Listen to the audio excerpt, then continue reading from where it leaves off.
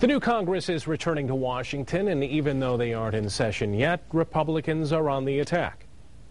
As part of our pledge, we said that we would bring up a vote to repeal health care early. That'll happen before the President's State of the Union address. If we pass this bill with a sizable vote, and I think that we will, it'll put enormous pressure on the Senate to do perhaps the same thing. But adding to the deficit by repealing health care reform or on the attempt is irresponsible. It's a question that we've been asking since election night. Will President Obama's health care plan actually be repealed?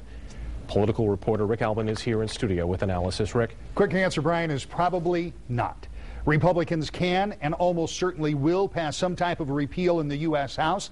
That bill will originate in the Commerce and Energy Committee that Congressman Upton chairs. So if he says he wants to overturn health care, it's going to happen, but that's likely where it ends. Democrats still hold power in the Senate, and while there are some optimistic Republicans that think some Democratic senators up for re-election in 2 years might jump ship to appease voters, that seems like a stretch.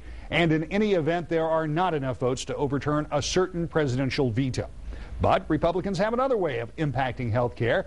That's with spending. All spending bills have to go through the House, and already some Tea Party members are demanding significant cuts in spending across the board, and some of those could, almost certainly will, come from the health care bill and make parts of the measure unworkable. So, while it seems unlikely that there's going to be a wholesale repeal of that health care bill, it seems almost certain that the bill passed last year is destined for some major changes, and we, of course, will keep a close eye on that. A lot of other activity in Washington that's likely to take place over the next several weeks. I'm Rick Albin, 24 Hour News 8.